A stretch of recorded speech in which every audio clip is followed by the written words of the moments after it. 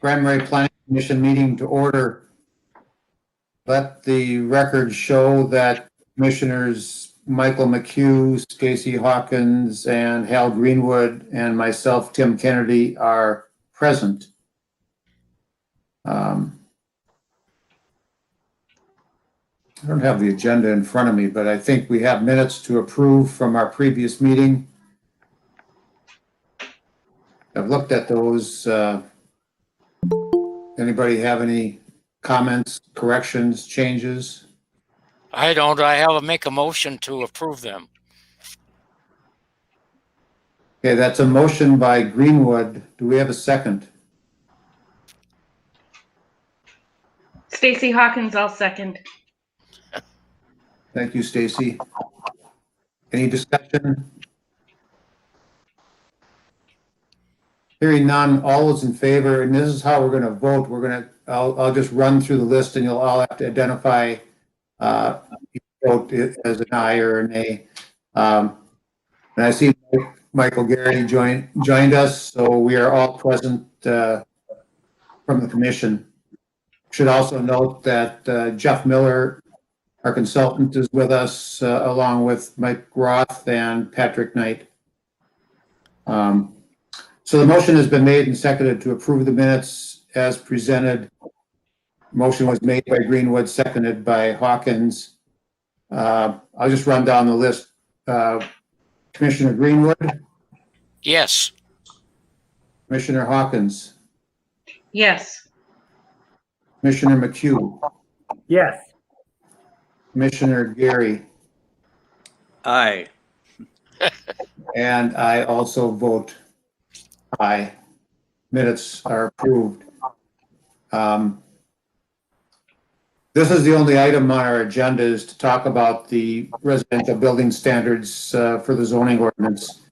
Unless anybody else has anything to add or change in the agenda, we'll just proceed with that.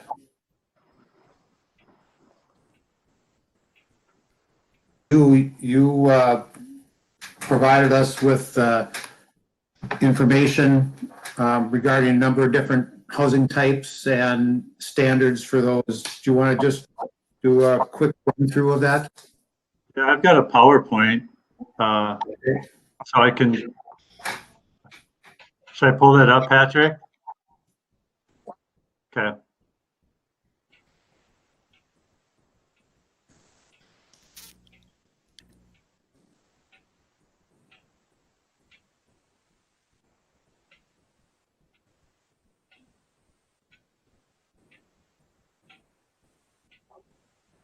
Can everybody see that?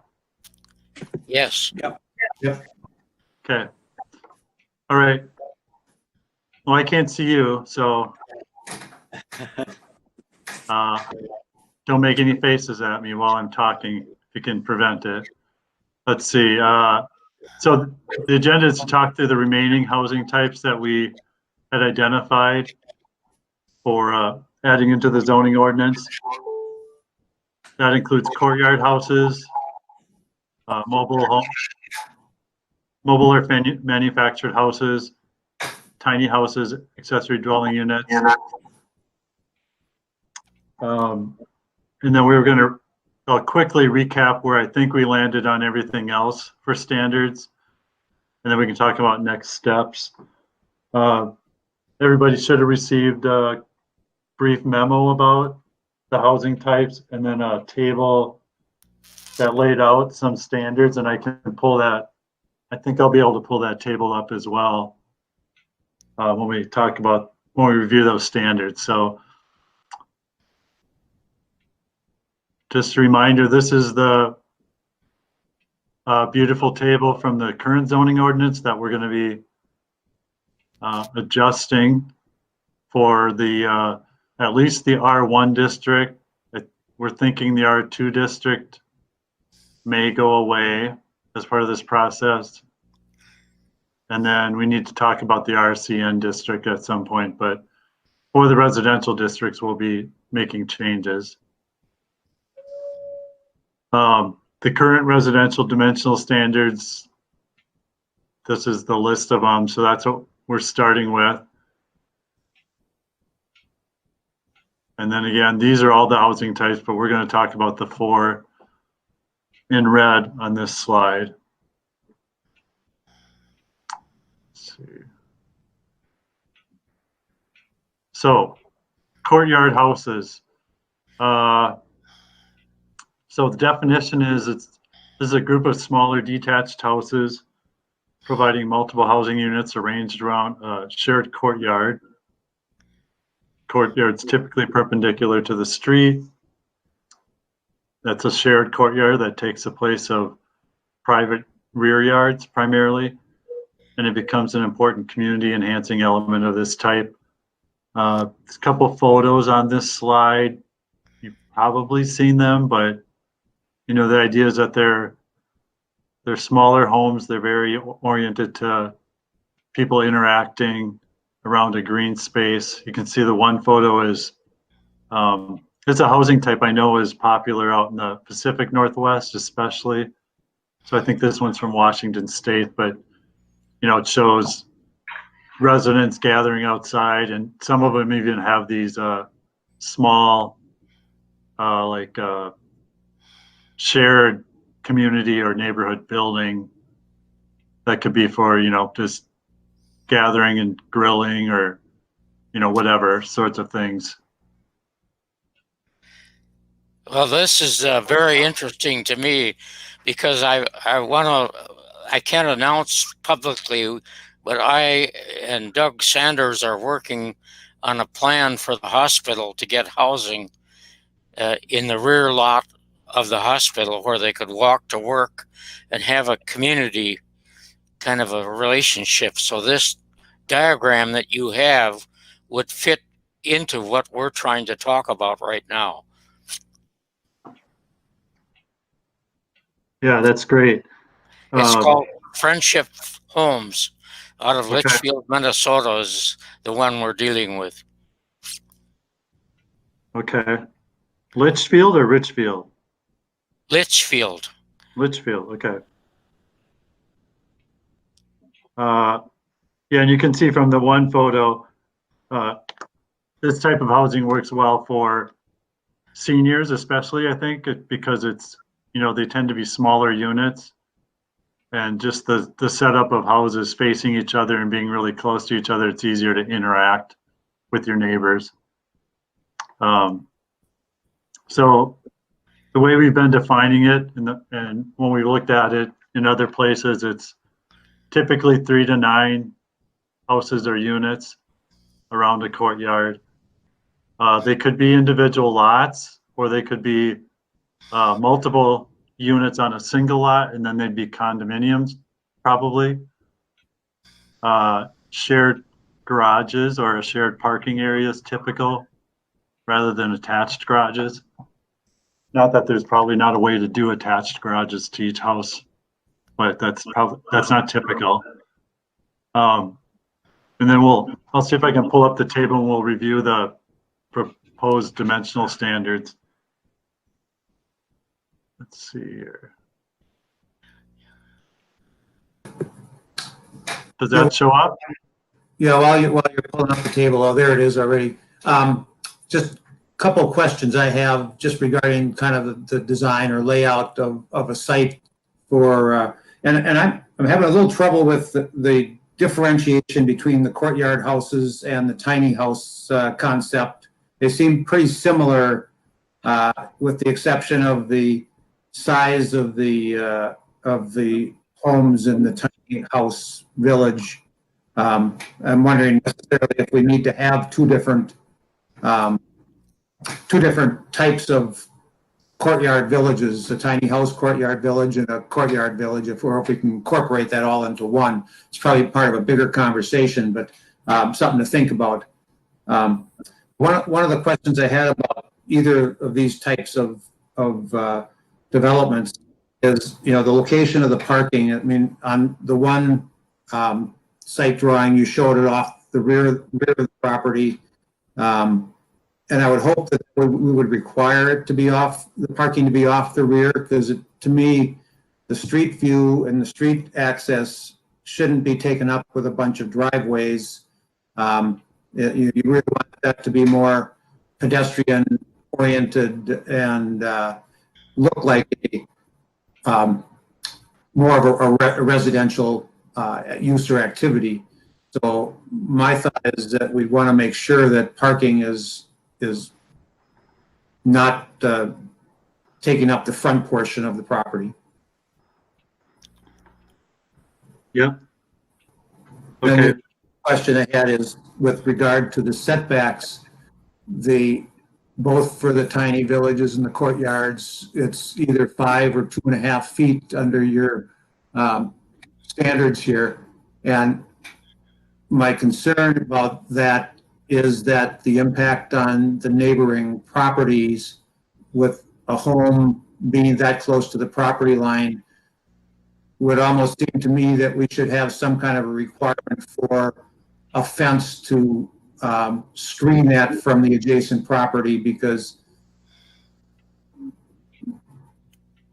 I just think that would be certainly an infringement upon people's use of their property if somebody was built up within a couple feet of their property line, and especially if you had multiple small homes or structures that were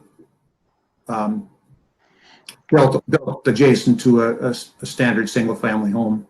Well, this type of housing, as I understand it, is off-street. In other words, it's a separate little neighborhood that could be created. And the city of Duluth just got awarded some 30 contracts for small houses with garages underneath and the houses that are manufactured above it. And there's only 780 feet. So the cost of the buildings are down and the cost of maintaining the buildings are down. Now, when we're talking about the hospital, we want to tap into the hospital utilities also. So that would require a waiver of putting all these clusters into one service for electric and sewer and water. Hal, are these tiny houses that they're Yeah. building in Duluth? Yes, they are, and they got orders for them. Right, they just hit the paper 3 days ago, and I took it out, and Doug Sanders and I have been talking to the city manager of Duluth about it, and he's got a lot of information to share that we could produce for you. But it's a very interesting concept because low-cost housing is very difficult to achieve, and manufactured housing and mobile manufactured houses achieve that.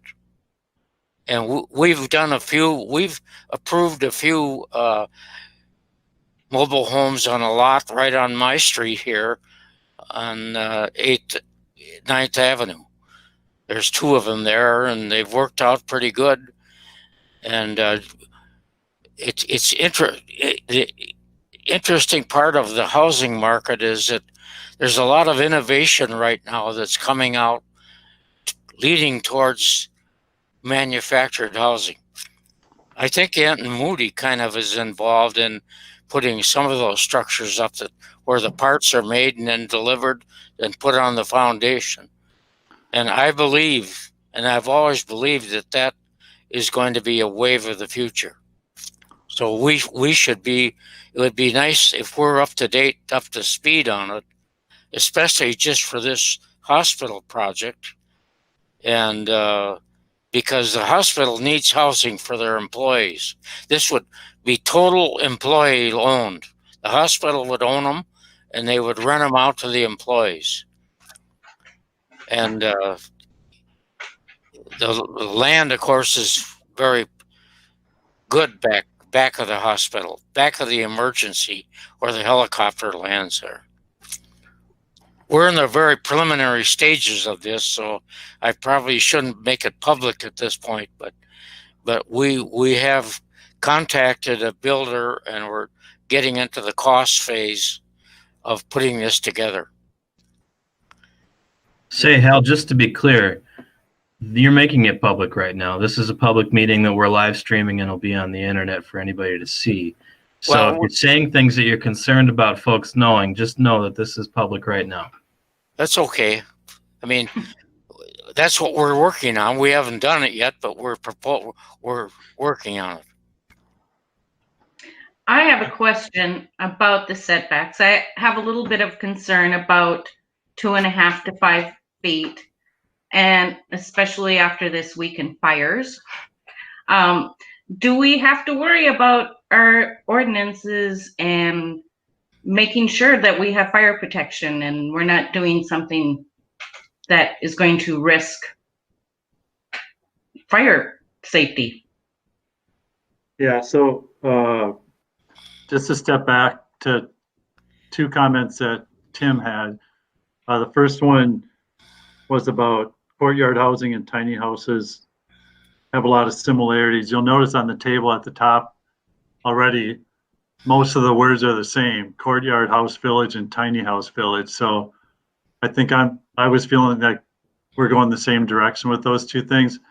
I think the one difference is tiny houses actually, and we'll talk about this in a few minutes, but a tiny house could be in a cluster or a village like this, or it could be an accessory dwelling unit. So maybe the tiny house concept, the way the city ends up handling it is it's a version of other types of housing, really. So the other comment was about the setbacks and the small setbacks. So the reason we got to 5 at our last meeting, and I wanted to verify that that's where we got to on the side yard setback. So we need to review that across other housing types, but this isn't the first housing type where we talked about going from 10, which is in the code today, to 5, and that's on each side. So it's a total of 10, but the 2.5 is taking advantage. If you go down on this row here, we're taking advantage of the fact that accessory structures are permitted use in the zoning ordinance today, and their minimum setback is 2.5. And so I think Mike might have explained it at the last meeting, but we talked about it at the last meeting that, why don't we use the accessory structure regulations that you have today and then maybe adapt those if needed. So that's where the 2.5 is coming from, and maybe that's not appropriate. But an accessory dwelling unit, maybe it is, but maybe it's not for a tiny house or a courtyard house, however we land on those. So the 2.5 is related to another regulation we have. It might just be coincidentally related to, but we have a requirement that structures on one property be at least 5 feet apart from each other. And I believe that's related to fire protection rules. That difficulty we have in talking about it that way is because we don't have any building code enforcement. We don't really know what the safety aspects of any of these rules are. And I think that if we want to be a part of that conversation, it's kind of a heavy lift. We really have to, I think, go all the way in to be a part of that conversation and be a building code enforcing municipality. Otherwise, we can't really say these rules are providing fire protection or not providing fire protection.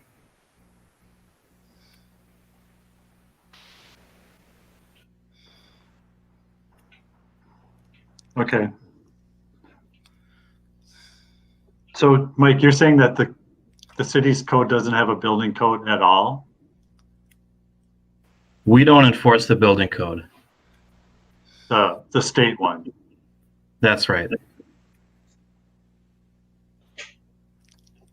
Well, the insurance companies are pretty accurate on figuring out whether those are risks or not. And space, you can't avoid it. The buildings downtown that burned were together in one cluster. And that's just the way commercial buildings are. There's nothing in the fire code that prevents that. Yeah. No, but there is a lot of information in the fire code about construction techniques given those types of circumstances. And that's just a level of detail well beyond what we're capable of talking about here, given the way we're organized. Right. That's for sure. In terms of Tim's concern about screening and fencing, we have existing structures in our residential zones that are within that 2.5 foot, even sometimes right on property lines already. And I mean, it's most of the time, I think if you're used to it, it's not a problem, but every once in a while, those sorts of things can create issues. Yeah, I was thinking really more along the lines of a cluster of cottage homes or tiny homes that might be adjacent to a property line. And if you had 2 or 3 or 4 of those structures that a neighboring property owner was going to have right up to their property line, it's a little bit different than having a garage or a storage shed or something that's close to the property line on a portion of the property. Yeah, I'm just trying to think down the line in terms of, this being presented to the community and the community responding to allowing something like this. And if they felt that it was going to be a threat to their residential nature of their home, we might start to get some pushback, even though it might make sense in a lot of ways. It might not make sense to an immediate neighbor.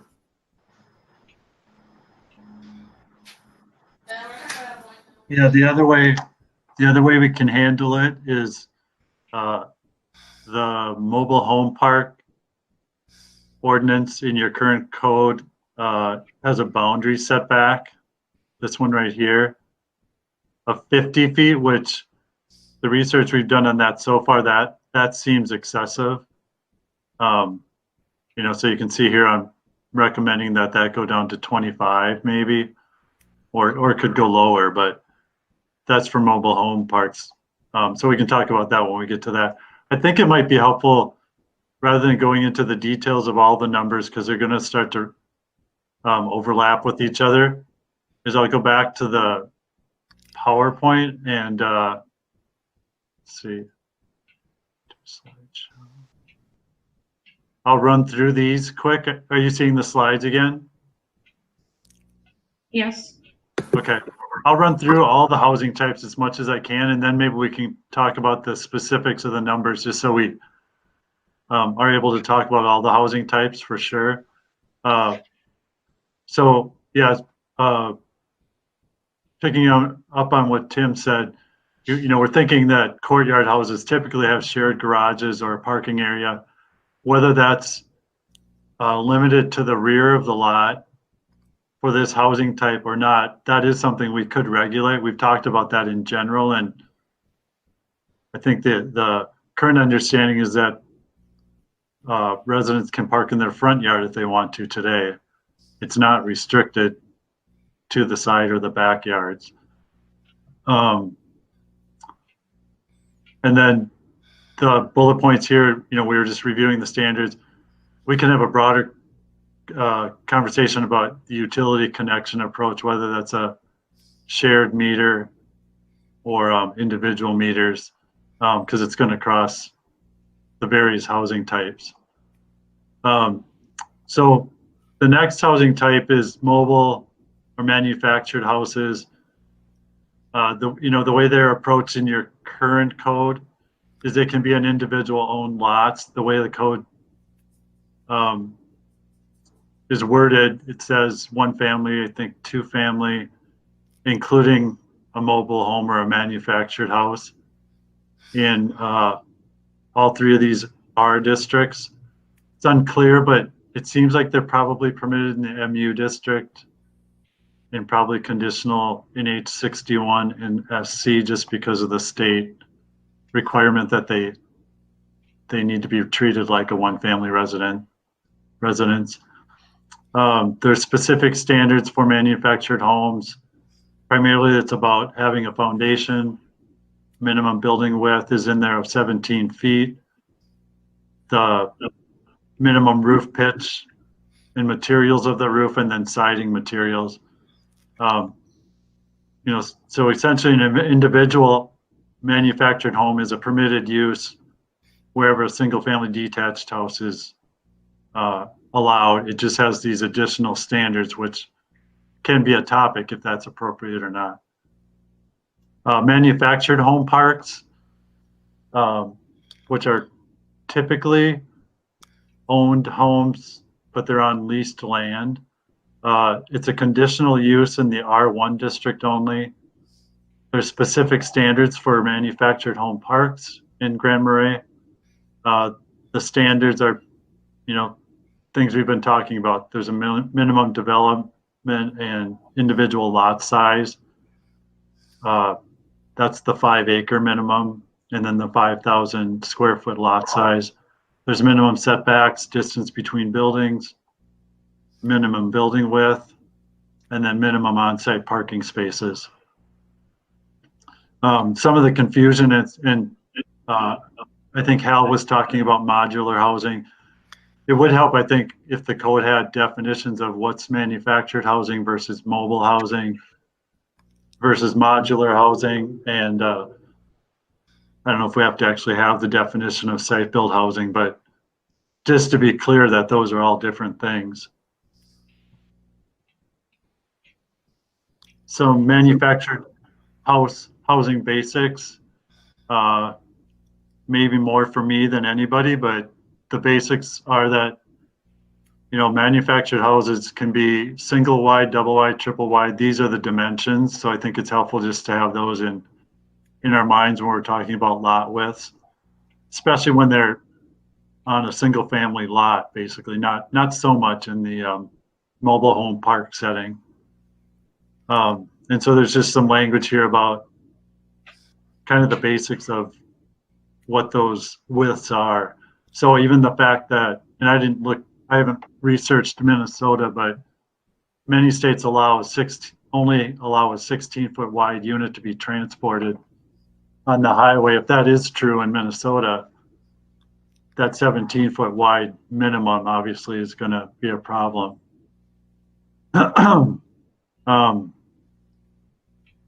Yeah, so I think we can keep moving. So going forward, it seems like individual owned lots, it seems like the city could treat mobile homes or manufactured homes as a single family house, which is the intent of the zoning ordinance, it looks like. As far as attracting them from a code standpoint, there's other issues with manufactured housing, such as owning the land and getting loans and that sort of thing. But as Hal said, it's a really affordable choice. They've been improved a lot, so they can look really nice and they can look like a site-built house many times. So I guess the potential is that the reduced lot size requirements that we're talking about could attract more of this housing type. And then manufactured home parks. So you don't have any today, is that right, Mike? I think we still have what I would say is one, although it's not particularly active, and I don't know if they have any trailers left there. Yeah. So in addition to tiny houses being treated like courtyard housing, in some ways we could treat manufactured home parks similar to courtyard housing. It's just a different housing construction type in a way. Today it's conditional. So the discussion would be keeping it conditional versus making it a permitted use with standards. And then we need to review the proposed dimensional standards, which I didn't have in the table when I sent it out to you, but I have those in there now. And then, we can talk about if there's a need for additional standards. Tiny houses, there's two types. So there's the village and the accessory dwelling unit, which I mentioned a little bit earlier. They're defined as detached single-family houses, each with a total floor area of 400 square feet or less. That typically doesn't include if they have a loft or a porch or a crawl space. They can be defined as a fixed-in-place tiny house that resembles a detached single-family house. And we talked about this earlier, but Duluth, they adopted an ordinance, I think, last summer that has a lot of this stuff in place there. So the fixed-in-place ones they're not mobile. They're built on a permanent foundation. They have standard utility connections, and they're not designed to be moved around. They can be built on site or as an off-site modular house. And then a group of them can be developed as a cluster or village of tiny houses. I honestly believe that that's going to be, people are going to desire that in the future with the cost of heating, utilities, particularly up here. And we have, as I've mentioned before, we have approved some small lot houses for Ant and Moody on 8th Avenue, and there were people waiting in line to get into it. And we've got the one roof housing down there, and we haven't had any sales off of it because it's $175,000, and that's nowhere near a low-income house.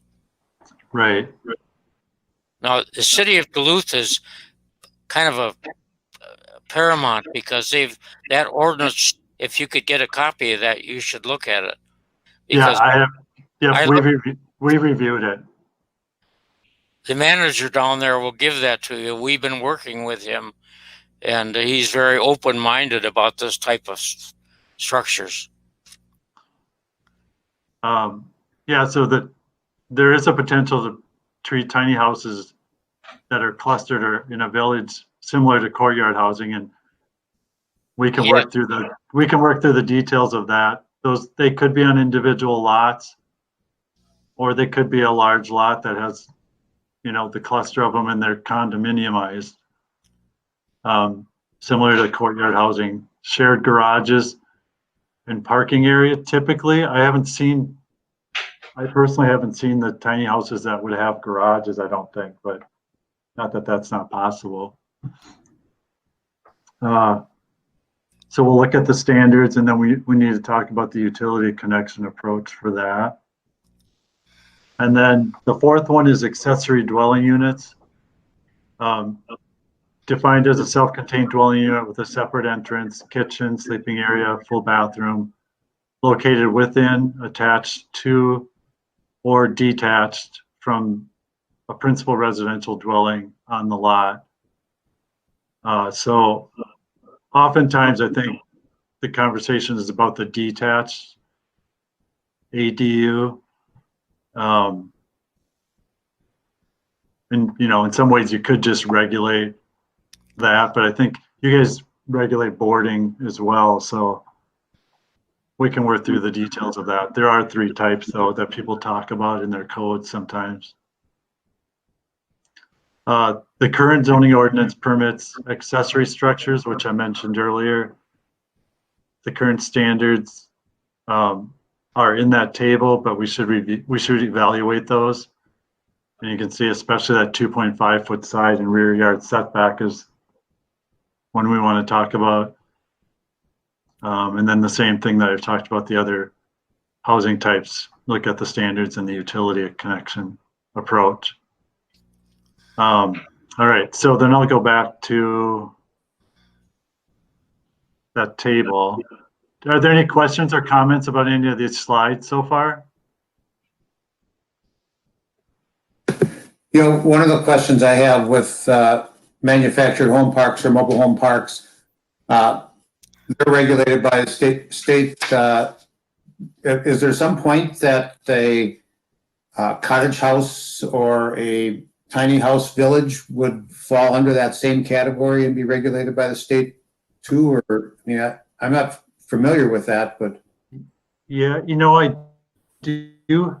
I have seen the Duluth information pointed me to some state regulations about tiny houses, I think. So I have that. I can send that out if that would be helpful, just so you can see it.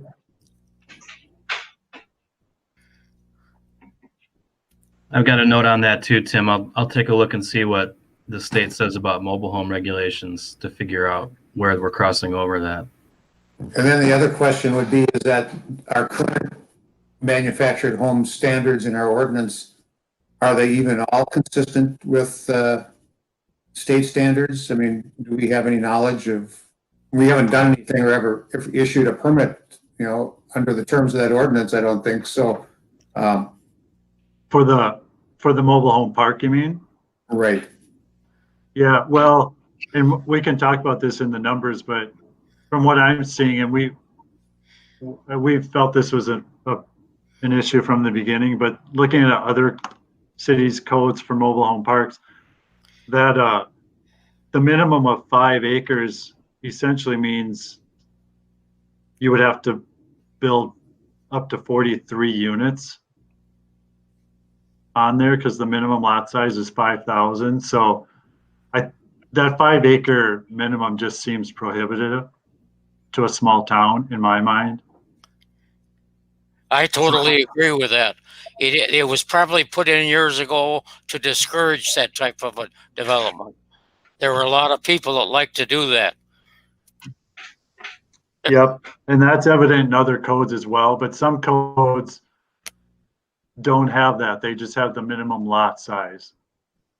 So that would help if that's something that, you want to be a possibility in Grand Marais. I think getting that, reducing it significantly or just getting rid of it would be helpful.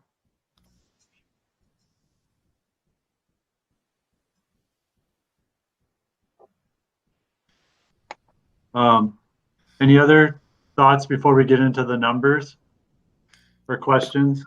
Yeah, just, we may as well talk about the utility connections, and Mike, you might want to chime in. Mike Roth, you might want to chime in on this, but it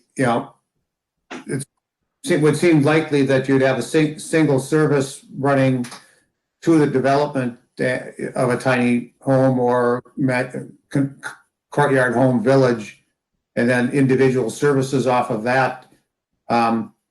Is that something, Mike, that you think that, fits with our utilities and our regulations? It's definitely a complicating factor that is going to limit our ability to see a lot of these types of development right now. And it's really in our interest to not have single service lines shared by multiple owners. That just creates a lot of havoc and problems when there's need for maintenance, or when one of the owners is not paying, or something's going on where they have shared facilities that are public. Where it becomes complicated for us is any of these multi-unit housing options, anything from a duplex to an apartment building to tiny home village. All of those really are in the same position. If there's a single shared service line that's connected to multiple housing units, there needs to be a single point of ownership that we're dealing with from the utility side of things. And when there's some sort of condominium development and there's a common area and an association, that can work really well.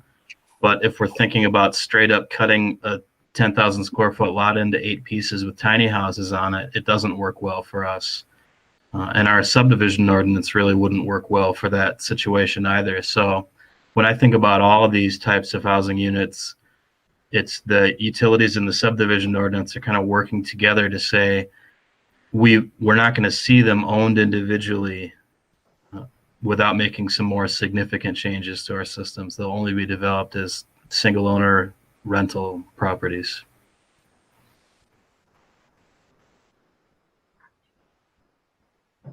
Could that also, be remedied by requiring that a homeowners association be put in place so that if there were multiple ownerships, I mean, it's easy with a condo or an apartment building where you have a single ownership, but in case where you end up with multiple ownerships, could we just require an association be created to provide for addressing those utility issues? Yes, my building on Fifth Avenue is all 6 units is all under one system. And of course, the condominium association is liable for the payment of the utilities, period. And that's, And if there's any delinquency, that's the problem of the association.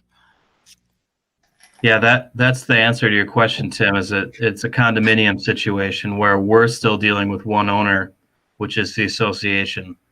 And if they want to divvy up the property in whatever way is legal through the condominium process, that's not really an issue for us. Correct.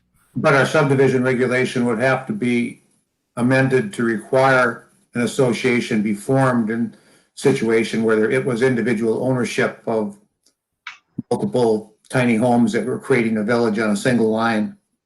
Well, the state law on that issue is very clear. And if you have it, you have to have an association, and the association has to abide by the state laws on condominiums. I was involved in that, so I remember it very well.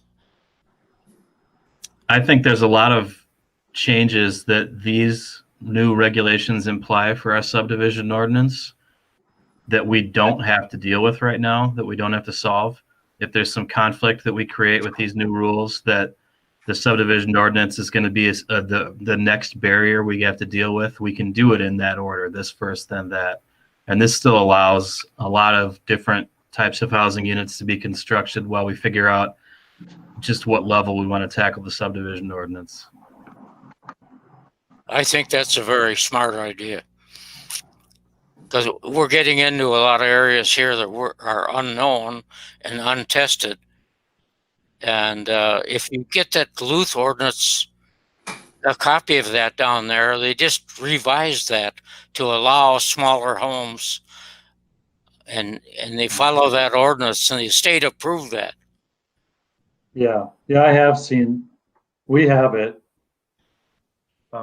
Yeah, we've been looking at that. So Stacy, Michael, do either of you have any thoughts or any comments you want to make on this before we move on to the other stuff? No, I guess not yet. Not right now. No, I'm good. Me too. All right, well then let's carry on. Yeah, so we don't have to get buried in the numbers, but when we look at these housing types on this table, so I think it's helpful to think about courtyard house, tiny house, and the mobile manufactured homes potentially being less than 3 housing types. Maybe it's 2, maybe it's 1, but accessory dwelling units are different because they're clearly an accessory on a property that already has a principal unit on it. That being said, in the memo, I said right away, your current ordinance, which isn't typical, I would say, does allow multiple principal structures on a lot. So, I mean, your ordinance in a way is set up for this type of housing. So anyway, so the minimum lot width for the courtyard house we're recommending 100.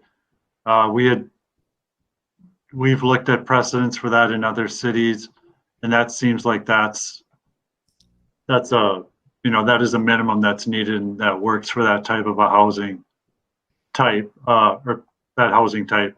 It could be bigger than that, but that would be the minimum lot width. The tiny house village, 75 would work well, and it would work really well with your current minimum of 75. So, in theory, somebody could put multiple tiny houses on a 75-foot lot that has one house on it today or is vacant.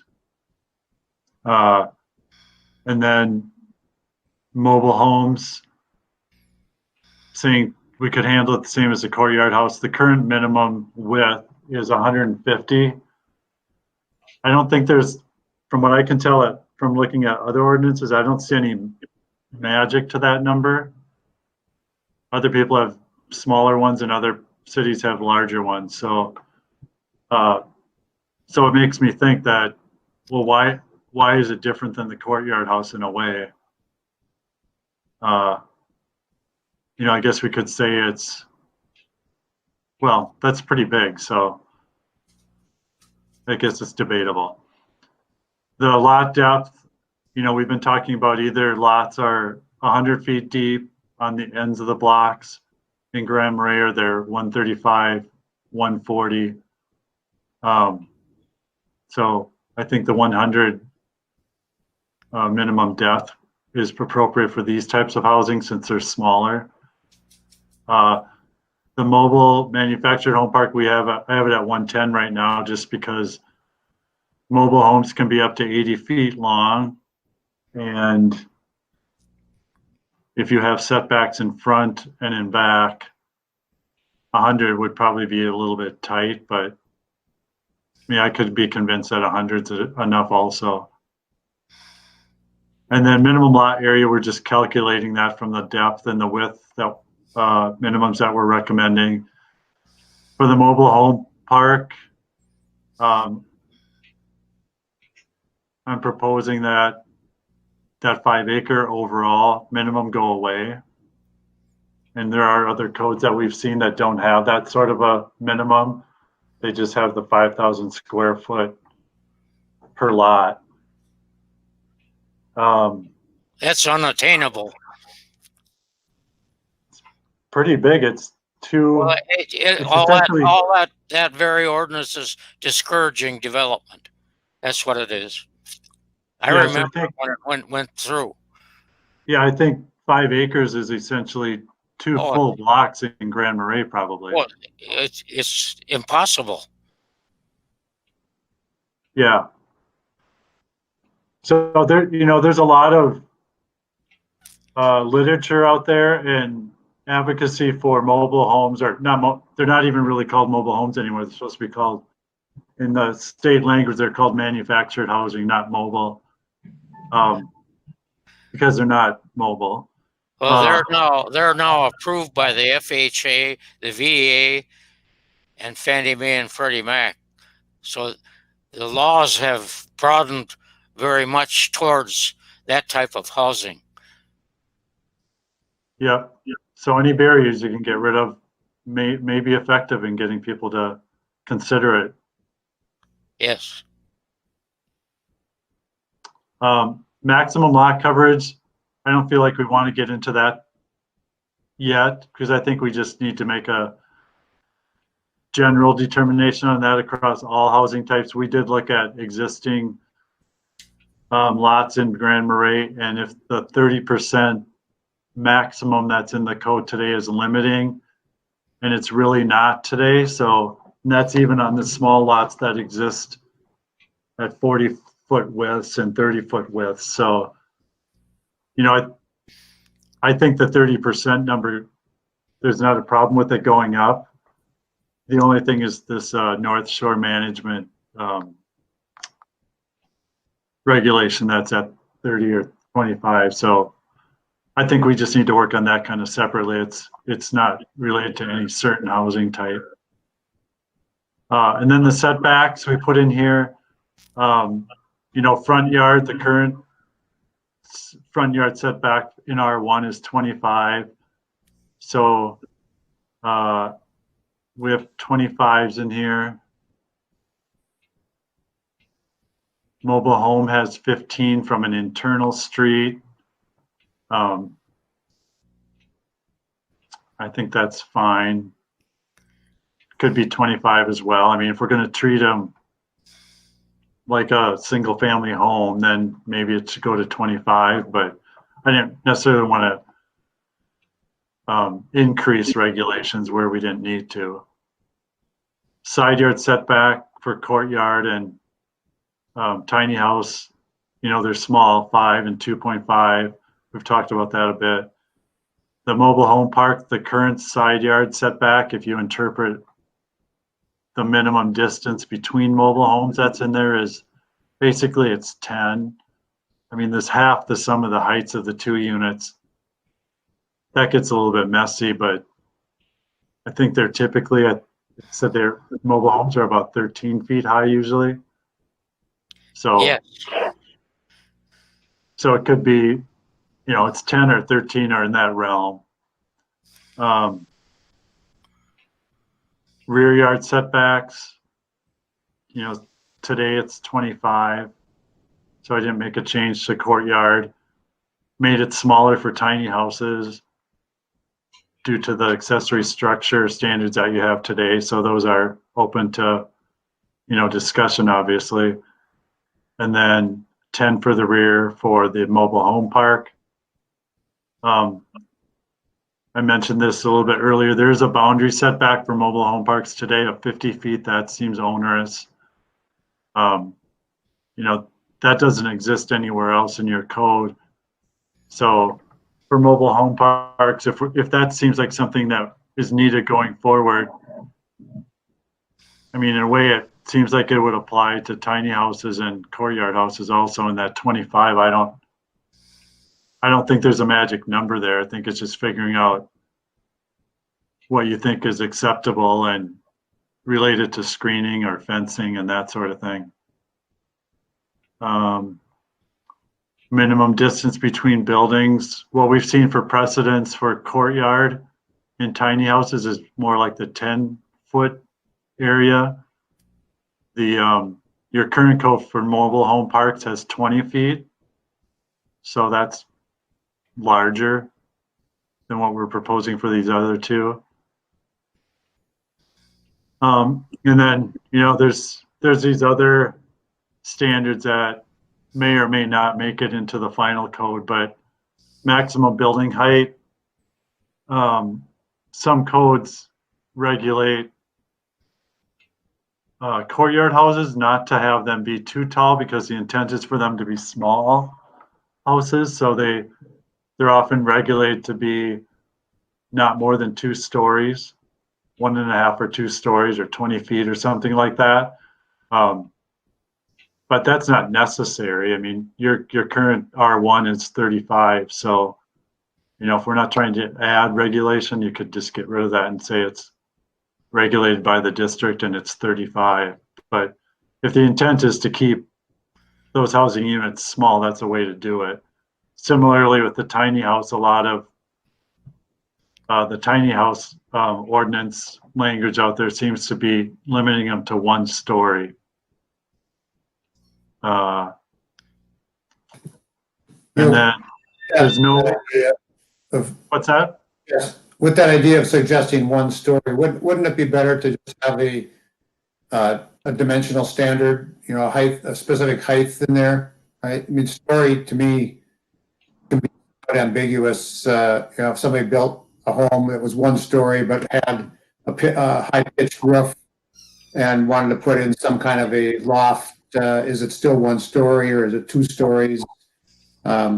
Really, what we're talking about is the height of the structure more than the number of stories. If somebody wanted to put create 12-foot ceilings in a tiny house and still put a pitched roof on it, I mean, people can do strange things. It would seem to make sense that a specific dimension would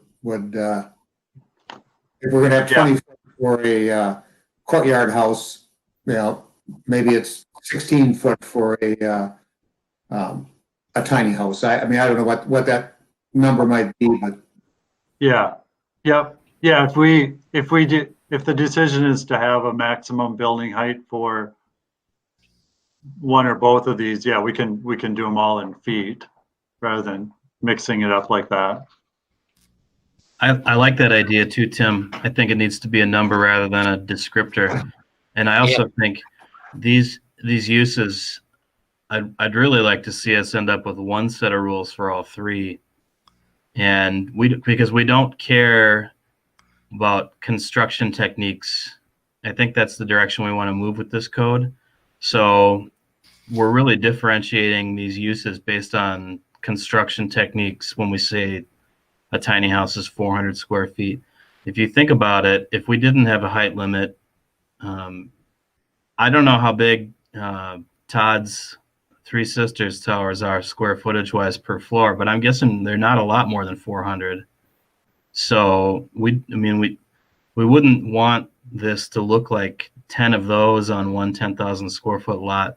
I think that really would be more about the impact that you're talking about, Tim, with them getting close to the neighboring yard. Or think about a different situation like the MacArthur House bed and breakfast. If that was your neighbor and it was 2.5 or 5 feet, I mean, that's a lot of height to deal with when it's that close to the property line. So I like the idea of this style, all three of them being multiple, lower at least, probably smaller units, but we don't really need to tell people how big they are as long as they all can meet the setback requirements internally and externally that we're going to set up. I think, Mike, that's a very good approach to an issue. I concur with what you just said. Yeah, and I think that's possible too, since I had to wrestle with all three ideas and keep reminding myself why they're different. And a lot of it does come down to construction techniques, I think, too. Well, if we do what Mike said, we make it uniform, and that could solve a lot of problems. So maximum building width, that's not a common regulation, and we've talked about this before. The mobile home park has the regulation of a minimum 17-foot building width. I think that's also an R1 regulation. So we've talked already about just eliminating a minimum building width. Do I have this mislabeled? Yep, I would. Yeah, that should be minimum, sorry, not maximum.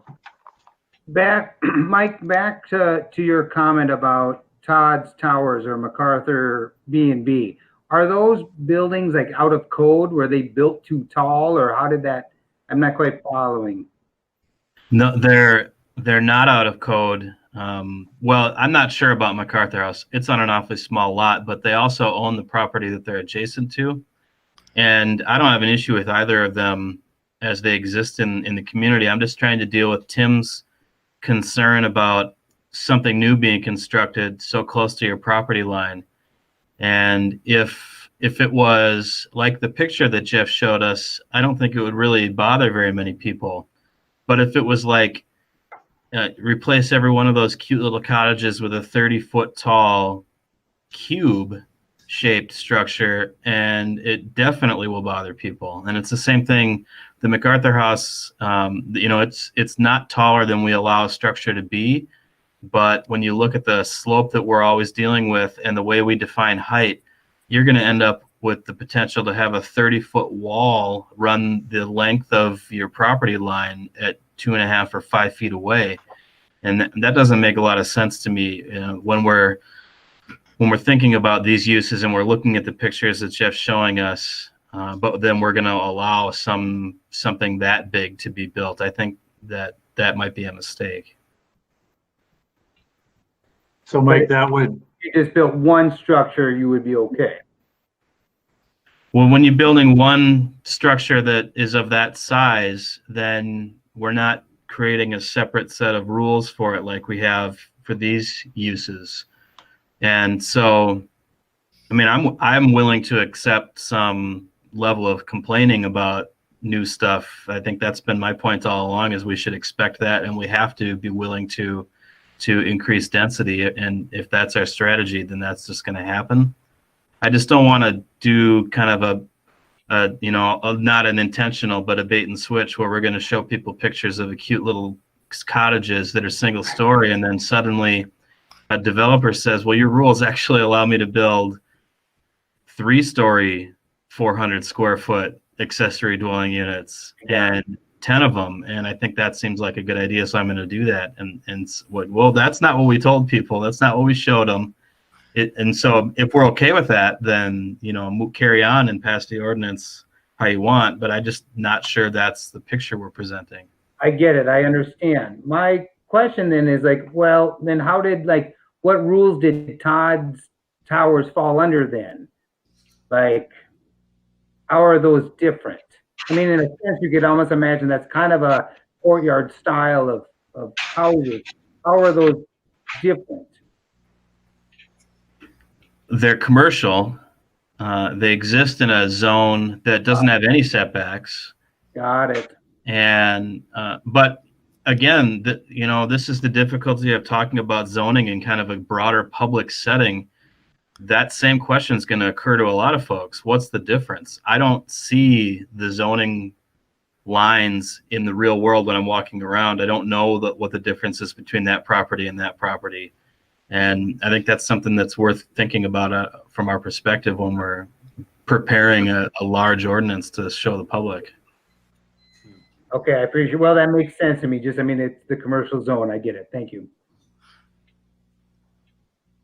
Are they residential, Mike, or are they? They're commercial. Lodging? They're being rented out on a short-term basis. So they're considered lodging? They're Right. vacation rentals. Yeah, they're lodging. Okay. All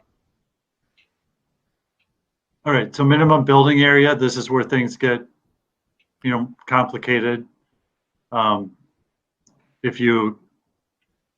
If there's 3 different things. So typically tiny houses are defined, and I'll send out this thing that I saw from the state, I think, but they typically are defined as between 100 and 400 square feet. And then, so I have question marks here that courtyard houses are bigger than that. And in other cities, I've seen that they go up to 900 or 1,000 square feet. I don't think those are magic numbers necessarily. So I don't know if it's, going to 1 versus 3 different housing types might be the way to handle it. What I like about combining them, and rather than creating 3 categories that are really only differentiated here based on building size, is the owner or the developer gets to decide what works on their property. If they think that the market is for 1,000 square foot buildings, then they just need to find a bigger lot to meet the lot coverage requirement and the setback between the buildings and the setbacks from the neighboring properties. And then it's just completely scalable. If they want to build smaller things, they can do it on a smaller piece of property. If they want bigger ones, they need to find a bigger piece of property. Mm-hmm. Yeah. Yeah, and not that mobile home park ordinances are progressive, but they don't have any. So, and they can get really big now. Triple wide, which to me sounds horrible, but actually a triple wide means it's 3 units that can be put together and can be in the shape of a regular sized house. So, The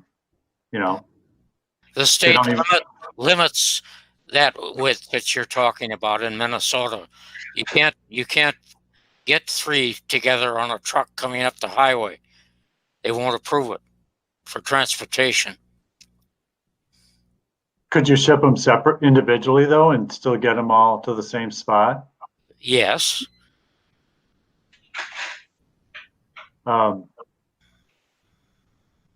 So that's building area.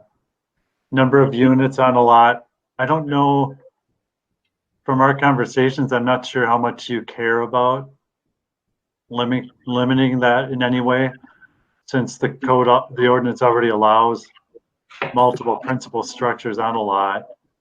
Kind of goes back to what Mike was just saying, you know, whatever the desire is for the number of units takes a bigger lot, and you have to meet the setbacks, and you know, it probably just works itself out.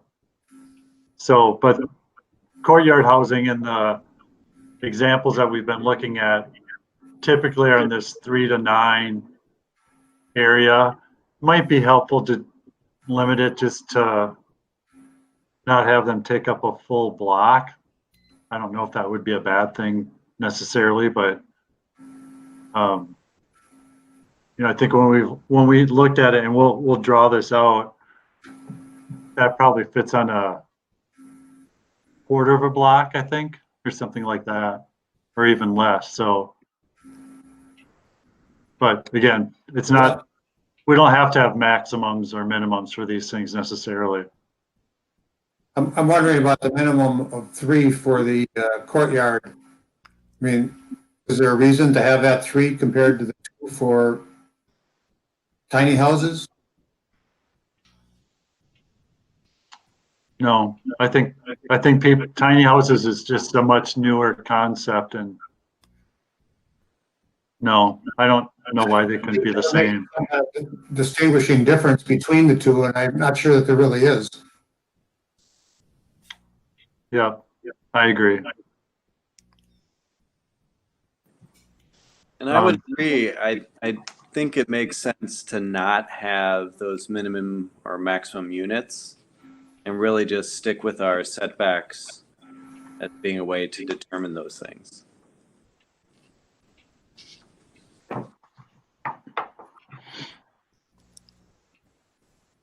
I would agree, because it's all really an issue of the density that would be allowed on a particular size lot.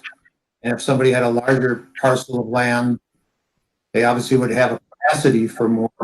Doesn't necessarily they would need, you know, use it or build it to their maximum capacity.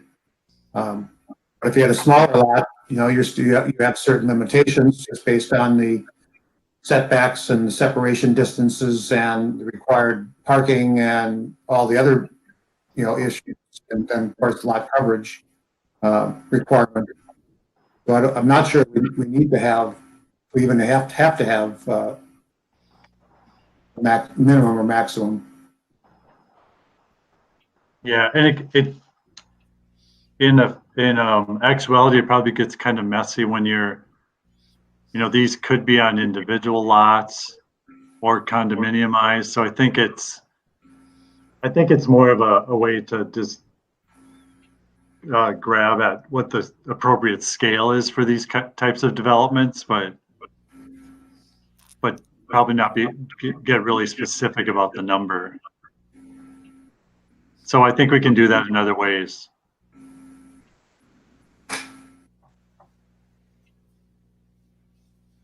And then the on-site parking spaces required.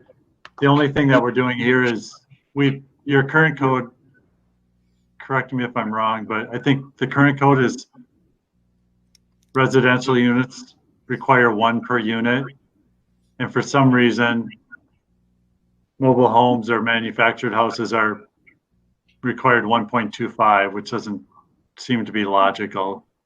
So seems like another way to make it more onerous for that type of housing maybe, but just saying that across the board, it's 1 per unit, which is in the code today.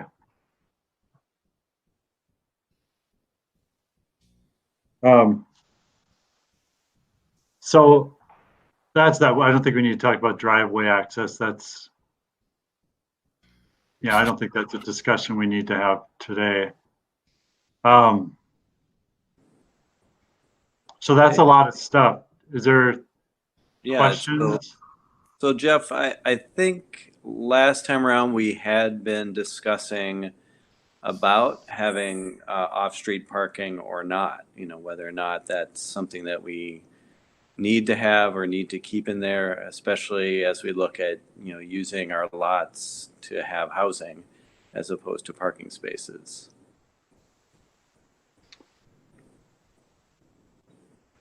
Yeah, I remember that. I thought we had landed on, and Mike Roth can chime in maybe, but that in the past, that's not been a supported idea. If you think about the conversations that even you've all had when we talk of vacation rental, conditional use permits, parking's always on the list. I'm really happy to have that conversation, Michael, about let's not regulate parking at all because that's where I come from. But I also recognize that that's not a generally accepted position of the community. And my expectation would be that the community would not like us to remove the parking requirements from residential rules, but we can always find out by asking. I think that the way that these regulations are set up, and particularly when we don't say anything much about parking other than what the size is that we consider one parking space, that there's enough room in setbacks somewhere for a car on any of these requirements. So I don't think we're making it that much harder for folks to say one off-street per unit is required still. And it's probably buys us a lot of goodwill with the community to keep it in there. I agree with that, Mike. Yeah, very good. I agree with that also. I live on 3rd Avenue. In the upper part, I wouldn't want 8 cars parked on the street. Go down below where the street's wider, I wouldn't have a problem with that. But it wouldn't be good up here. So it depends on how wide your street is.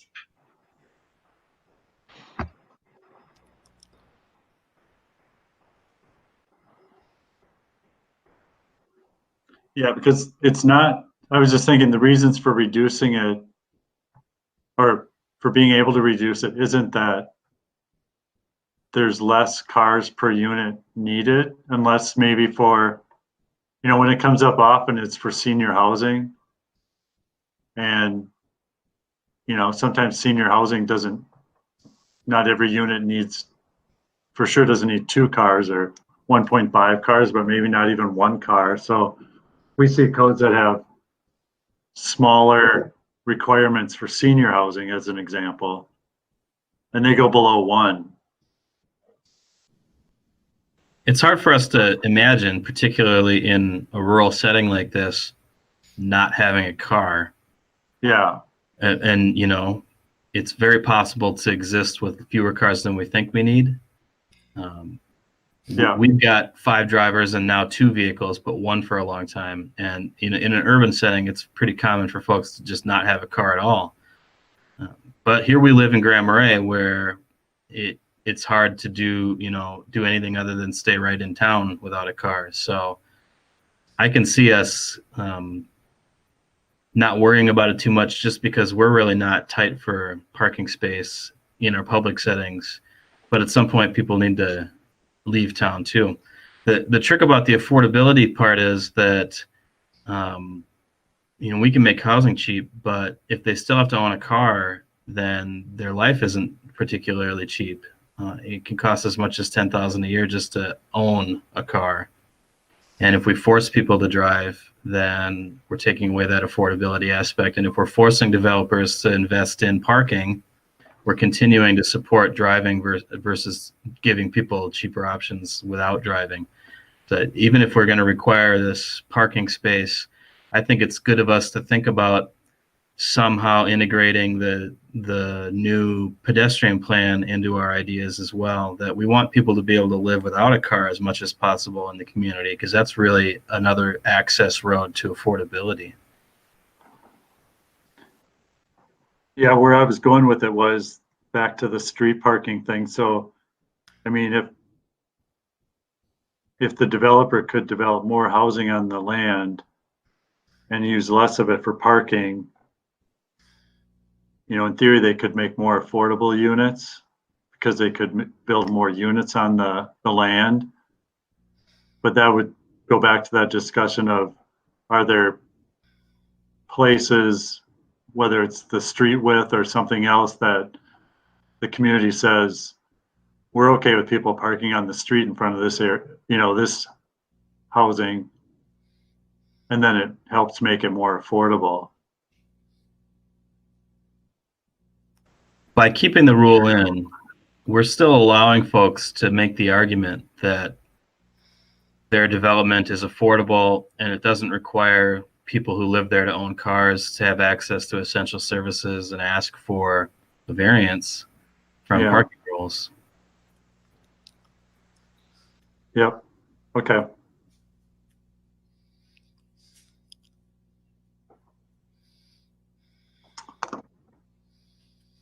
Let's see. I want to respect everybody's time so we can talk about anything, but I want to make sure I can give you a quick recap of where I think we've landed on the other housing types over the last couple meetings, unless you want to talk a little bit more about these 4 that are on the, oh, wait, maybe I should cover the accessory dwelling units really quick. I don't think there's any surprises here, but are you seeing this table still? Yeah, Yep. so lot dimensions don't apply to accessory dwelling units, even though it's a housing type, because it's on a lot that already has residential on it. And I don't think this is a direction you'd want to go, but you know, I think we have definitely seen some examples where accessory dwelling units are only allowed on a certain size of lot. So there's a minimum for ADUs that's different than the smallest lot that's allowed. I don't think that seems appropriate for Grand Marais since you allow multiple structures on a lot anyway. But that's a possibility. The setbacks, these are what's in there for the accessory structures today, which don't identify that residential is the can be an accessory structure use, but these could be adjusted. So let's see. Yeah. Yeah, I think these are pretty self-explanatory otherwise. You know, the idea of could you have more than one accessory dwelling unit? When we talked about it before, I think the answer was yes from this group. Is that right? Yes, that's my recollection. Yes, I would agree. So the only thing I think, just looking at all these numbers overall, do we need any more discussion on this 2.5? I think that's do we need a discussion on where we've landed on that is okay, or we need to look at raising that?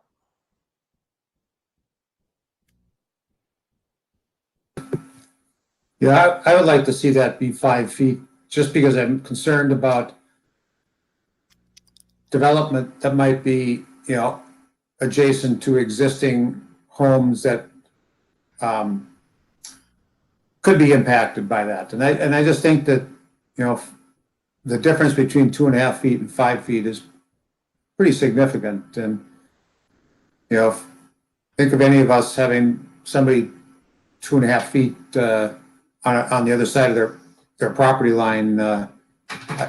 I wouldn't want that, and I don't know that most people in town would want that. I think 5 feet is a compromise, and I still think that there may be a need for even requiring fencing in those situations that screens that that development so that it's not so visible from neighboring property. I would agree with the 5 foot. I would agree with that as well. I like that idea too. That's for side and rear, right? Yes. Correct. Okay. Patrick, do we have to handle that as a vote, or are we okay?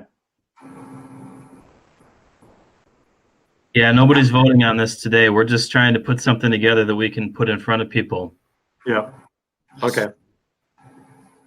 Like Any Rob, other do you have any, conversation about this stuff before we go to the other housing types for a recap? I just wanted to hear Mike Roth's opinion about the 2.5 to 5. 5 seems like common sense. Is there some reason why we wouldn't want to do that, Mike? I think it's all pretty arbitrary, to be honest. And so the last couple meetings, we tried to have some conversations about what is the purpose of this setback? Like, what is it supposed to do? And we came up with some pretty good answers. I don't know whether 5 does that any better than 2.5. So it seems pretty arbitrary to me. I know of situations in town where, like I said, it's literally 0 right now.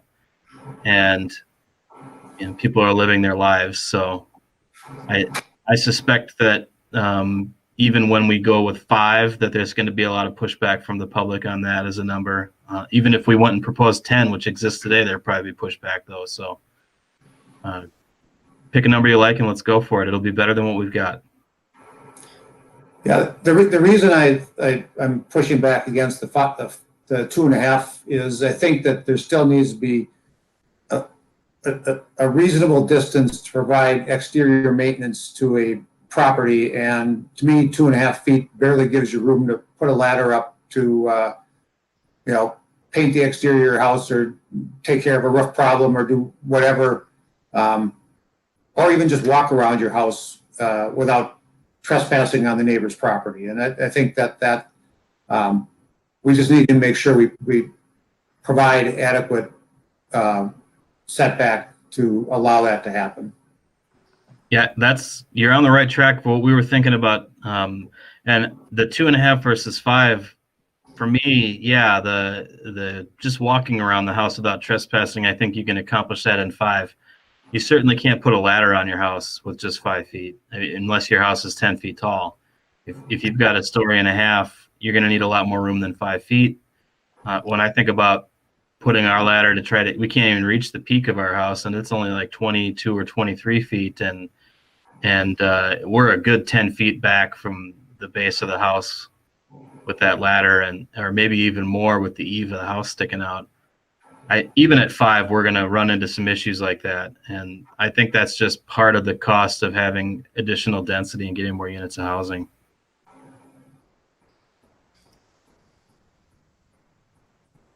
So Tim, in terms of that fencing and screening or whatever, is that something you want to take up at another time? Is that something that fits in here? What's your thought on that? Well, I'm not sure where that, it doesn't obviously fit in a dimensional table, but I think it should be part of our discussion when we present this to the public as to what kind of protections can we give to adjacent property owners that might sway them to want to support something like this. If we get a large public outcry from the community that says, well, we don't want this kind of thing going on because we already, are established and have our homes set here and we're used to the standards that we're used to. I think we need to offer some kind of assurances or protection that, that we're willing to listen. Okay. Playing out a screening type fence in a real world scenario, like a 4.5 foot white picket fence isn't really going to provide any screening. If you're thinking about screening folks that are sitting in their house looking at their neighbor's structure, that the heights are more than that. You'd think you'd need more like an 8-foot fence to really get any effective screening from the view from your window, for instance, of your neighbor's structure. And I don't think that's what you're thinking about, Tim. So I don't know whether, if we've got two buildings that are 5 feet or now 10 feet apart from each other, I don't know if there's an easy way to screen them from each other. I would agree, and I think fencing is one of those kind of issues. You build a fence, and whose fence is it, and who maintains it, and who takes care of it, and what you're blocking out on one side, maybe the party on the other side isn't all that interested in being blocked out. So then it's a question of, who builds it and what's the authority and responsibility. And yeah, is it a picket fence, or is it just a dividing line between the property, or is it an actual screen that, restricts views? Can mean a lot of different things.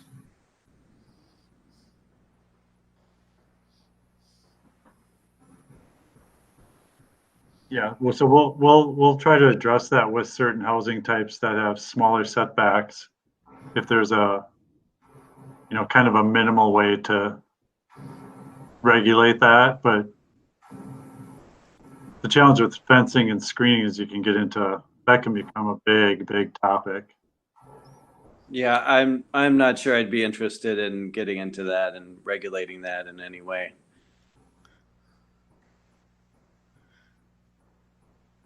All right, well, let's go back to this and just see if anything doesn't look right to you at this point for all the housing types. So according to my notes, we talked about regular houses, detached houses. The minimum lot width is 40 feet, would be 40 feet in the proposed updated code. There was some comment about, was there any benefit to going to 37.5? Because that's exactly half of 75. I don't know if people had strong feelings about that, one way or the other. I'd rather stay at 40 than 37.5. I think the 75 was more of an overlay that didn't fit. The plats that are out there are 30-foot lots and 40-foot lots for the most part. So yeah, okay. I would agree to leave it at 40. Okay.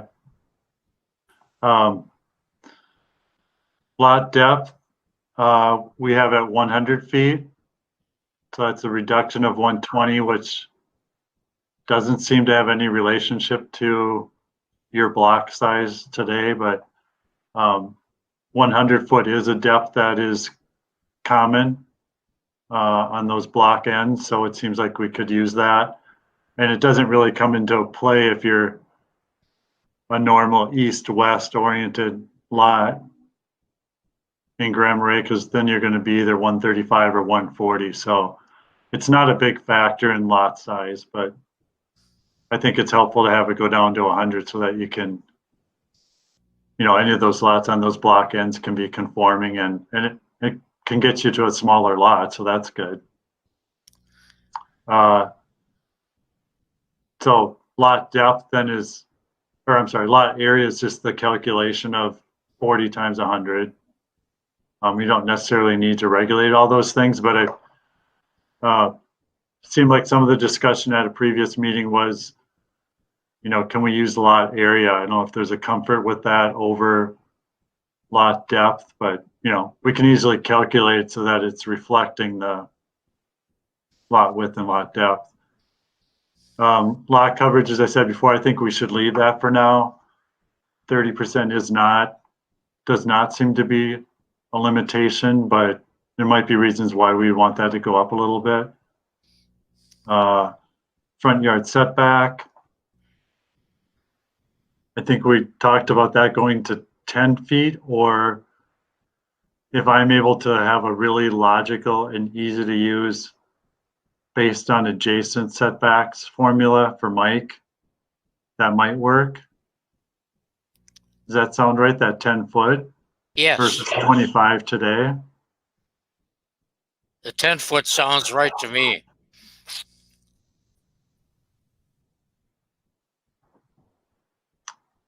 Okay. Side yard setback going from 10 to 5. Rear yard going from 25 to 10. And then eliminating building width, which is 17 today. Any surprises there? No, I guess I still have a problem with the front yard setback being 10 feet if for infill, when everybody else is 25 feet. I think that's gonna cause some problems if on my empty lot up here, somebody builds 10 feet. Everybody else on the block is 25. So I guess maybe I'm still leaning toward the based on adjacent landowners or something. So I guess I would like to have a discussion about that. Yeah, so what we can do is in the draft changes that will include what this based on adjacent is. And Mike Roth, if you want to chime in here, but I feel like you were open to it if it was easy to execute, but if it's confusing for people, then it's not a good idea. Yeah, that's what I think. What one of our guiding principles needs to be trying to keep this as simple to understand as possible, because that's one of the potential barriers that we're trying to remove.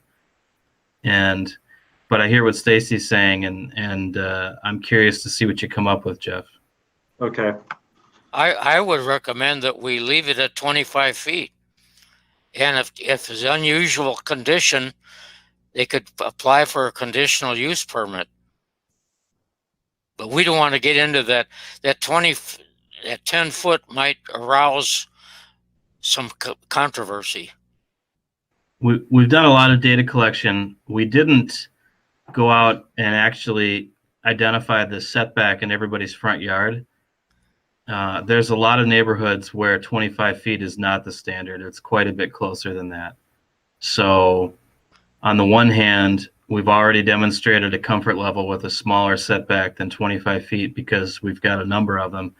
On the other hand, what Stacy's talking about is still the potential. If everybody's built to that 25 feet and now we allow something different, that infill could be an issue. And I think it ought to be thought through. But I'd hate to take the 10 feet off the table today. I think we should think it through first. I do too. I would agree with that. I think some of the most charming neighborhoods are ones with houses that are fairly close to the street. But I also appreciate the idea of keeping it very simple, practical, and so that this isn't complicated determination for people who are going to build something new. Agreed. All right, well, I'll focus on this one because I think the rest are pretty, it sounds like everybody's okay with the rest of them. I am.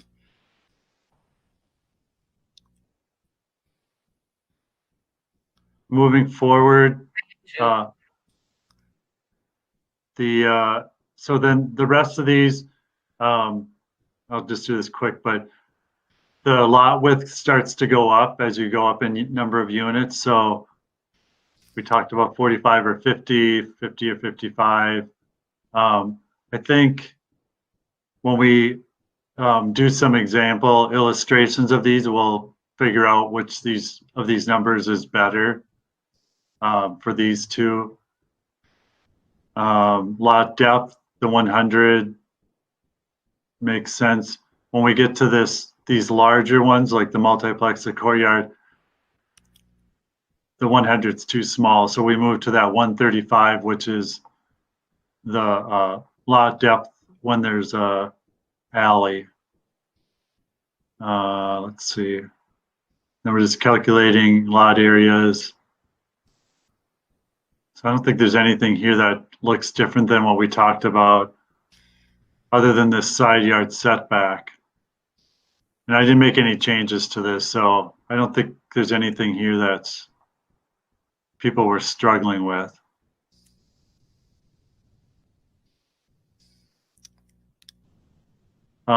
And then the row houses. The one comment that I didn't know how to address from the last meeting was something about a standard for building length for row houses. And I couldn't figure out exactly what the concern was there, other than the row houses getting to be too long. More of a single family block maybe. So what I added was just a reminder that row house small is 2 to 4 units attached, and large is 5 to 8 units attached. But in doing that, kind of like those other housing types, I'm not sure we need 2 housing types for row houses. And maybe there's just a row house type, and if we're allowing both of those in the R1 district everywhere, it's probably just one housing type. Does that make sense? Yes. Yes. Yeah, I think it makes sense, and I think that, we could go with the 18-foot width, because whoever's going to be doing the development is going to be designing, the units to, fit the lot, and I would hope in an appropriate way. But it could be done at 18, or it could be done at 24, but I think we don't want to tie the hands of a developer if they want to build smaller townhouse units by requiring a 24-foot width. Yeah, we've just seen both of those, but I'll look at it a little bit closer to see if there's any reason why 18 is a bad number. But row houses can be 18 feet wide, and we're not really regulating width of buildings anywhere else, so it's kind of a funny standard in a way. Yeah. I think that's the appropriate place for us to care about building width, because we're actually talking about lot width here too. And right. How many separate utility connections and separate, sidewalk entrances and separate, at some point it gets to be a little ridiculous. And so I think this is a smart place for us to say lot width matters and building width matters. And 18 seems fine. Okay. I agree with that. All right. So I'm not going to go into this stuff, but these are the things that we talked about last time that we'll also put in the draft amendments. Some standards where appropriate with the newer higher density or middle density housing types about building entrances, articulation of building walls. I think we want to stay away from exterior building materials. Is that right? I would think so. I would agree. That's been proven in the courts never to hold up when developments agree that all roofs should be red or blue or white or whatever, and that didn't hold up. I'm talking about North Oaks and St. Paul. I was involved in that, and there was a clause in there that all the houses had to be colonial, and people wanted modern houses, and they went to court and they won. Oh, that's a very controversial issue, and I don't think we should be involved in it. Yeah, and that can always be something that gets addressed later on. If anything, it's not going to help with the housing affordability initiative. That's right. I need to ask a question about the building entrances oriented to streets.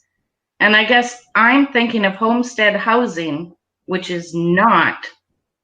And I'm just curious, do we have a problem with that? No. I have a similar thought, Stacy, and it's this whole idea that we've been talking about today of courtyard housing, where we've got some types of these housing developments where we're saying we want them to orient their entrances to some sort of central area, and that's how Homestead is designed. It's not Right. really a courtyard; it's more of a parking lot. But Well, they got all kind of excess acreage on that project. Well, and when we're talking about that type of development where it's got a lot of room, then the way that the buildings are oriented is less important. When it's smacked on a smaller piece of property in a dense area with a lot of other different owners involved, then I think it does make a difference in terms of whether you put the front of your face towards the public or, a big blank wall.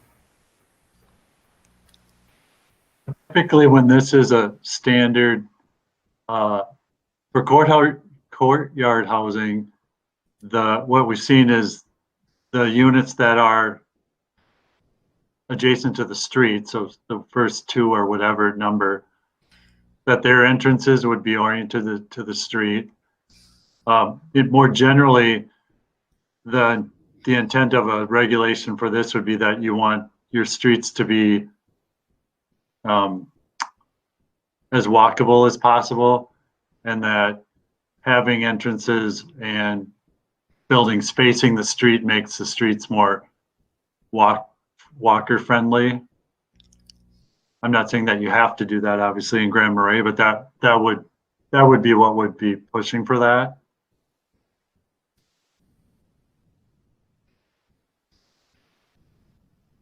Some of this has to do too with the fact that most of the city is located on a hillside, and people's general idea is they want to be oriented towards the lake with any potential views. Sometimes that doesn't lead to having the access or the parking or the courtyard aligned to the street, because the street might not be aligned in that proper to take proper advantage of the topography or the potential for lake views. So I think we need to have some flexibility in this standard. yes. Okay.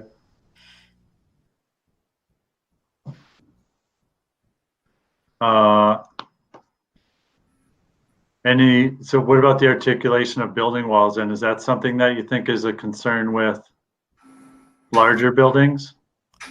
That they not just be flat walls?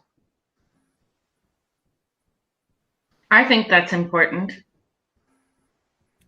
I mean, I think that's a pretty common architectural feature to use to break up long, expansive walls and create different planes, or at least illusions or appearance of breaking up that surface. Okay. And then the next slide, we were going to talk about screening of outdoor parking, trash, storage, other storage areas, utilities. So we'll deal with that. When we talked about that the last time, there seemed like there was support for landscaping buffers possibly, or at least you'd look at language in that area, but there wasn't support for trees being required. So I took that off. And then one addition that was talked about was standards for locating garages and parking areas.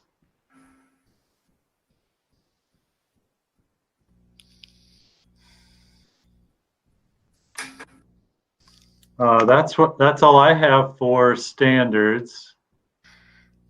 Unless there's questions or comments, otherwise we could talk about next steps.